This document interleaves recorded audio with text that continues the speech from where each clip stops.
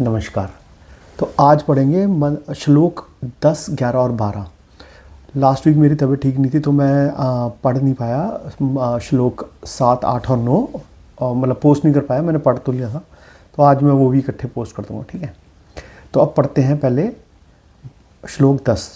औ की द्वितीय मात्रा उकार है। स्वप्नावस्था इसका स्थान है। आत्मा के तेजस नामक द्वितीय पाद का बोधक उकार नामक द्वितीय मात्रा है। ओंकार आकार से उत्कृष्ट है, अतएव इसको द्वितीय मात्रा कहा है। अथवा प्रथम एवं तृतीय मात्रा आकार एवं मकार के मध्य में स्थित होने से उभयात्मक है। उकार मात्रा तेजस का रूप है। विश्व एवं प्राज्ञ के मध्य में स्थित तेजस का स्वरूप सूक्ष्म है। तेजस विश्व के उत्कृष्ट है। जो ऐसा जानता है उसके ज्ञान प्रवाह का इससे उत्कर्ष होता है तथा साधक में समत्व बुद्धि उत्पन्न होती है। जो साधक इस प्रकार जानता है उसके कुल में कोई भी ब्रह्म ज्ञान से विहीन नहीं होता। आत्मा के स्वप्न स्थानीय तेजस नामक द्वितीय पाद का चिंतन ओंकार की उकार नामक द्वितीय मात्रा के द्वारा किया जाता है। उकार उत्कृष्ट का द्योतक है, अर्थात उकार से उकार नामक मात्रा उत्कृष्ट है। अथवा प्रथम मात्रा आकार एवं तृतीय मात्रा मकार के मध्य में स्थित होने से उकार उभयात्मक है, इस कारण भी इसको उत्कृष्ट कहा है। आत्मा के विश्व एवं प्राज्ञ पादों के मध्य में स्थित तेजस सूक्ष्म होने के कारण भी उत्कृष्ट है। जो यह जानता है कि तेजस पाद विश्व पाद से उत्कृष्ट है, वह निश्चय ही ज्ञान प्रवाह का उत्कर्ष करता है एवं विज्ञान परंपरा का संवर्धन करता है तथा शत्रु एवं मित्र में समत्व की अनुभूति करता है। इसके कुल में कोई भी ब्रह्म ज्ञान से विहीन उत्पन्न नहीं होता। श्लोक 11 मंत्रार्थ।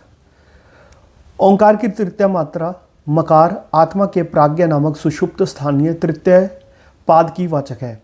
इस मात्रा से प्राज्ञ में के मिति एवं अपीति दो कार्यों का निर्देश होता है। मकार सबका मापक है एवं लय स्थान भी है। जो इस प्रकार जानता है उस साधक को लय की सिद्धि हो जाती है। ओंकार की समष्टि एवं व्यष्टि रूप मकार नामक मात्रा सुषुप्ति अवस्था में अनुभूत आत्मा का प्राज्ञ नामक तृतीय पाद है। मकार एवं प्राज्ञ के ऐक्य रूप चिंतन से विश्व एवं तेजस नामक पादों के परिमाण का माप होता है, अर्थात विश्व एवं तेजस के आविर्भाव एवं तिरोभाव के मान कार्य का निर्देश प्राज्ञ से होता है। अपीति का अर्थ है लय, अतएव सुषुप्ति में लय होते हुए विश्व एवं तेजस का प्राज्ञ से एक भाव हो जाता है।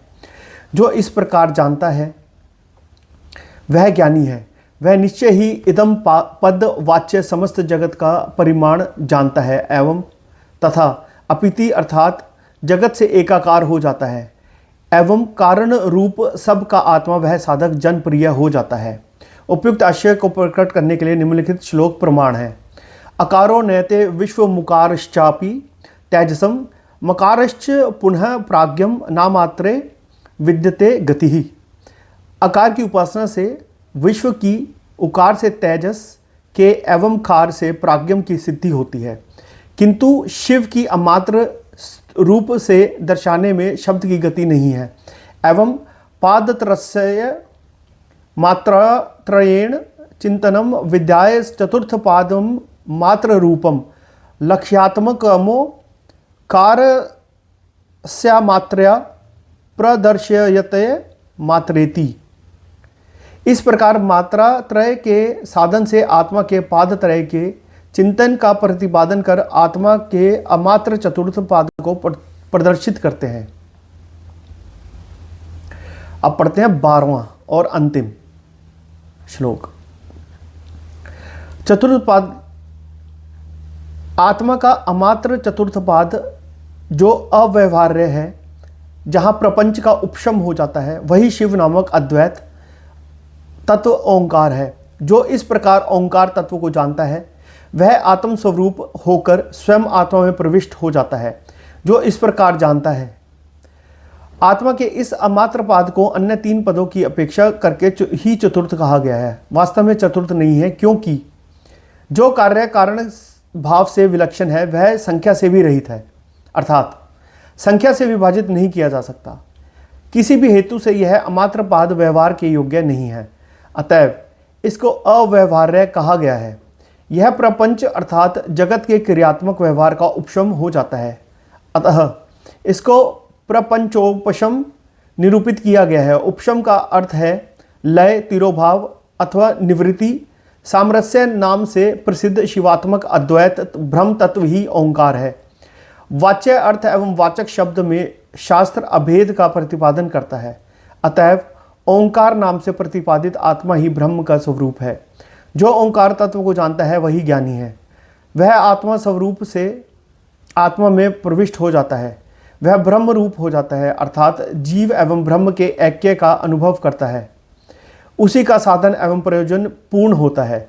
इस प्रकार ब्रह्म विद्या तत्व का संक्षिप्त अक्षरों से संपूर्ण उपदेश करके श्रुति के अभ्यास के हेतु अत्यंत आदर्श सूचक शब्दों में यह एवं वेद, यह वेद उपनिषद के अंत में कहा गया है तथा यह पुनरुक्ति समाप्ति की सूचक भी है।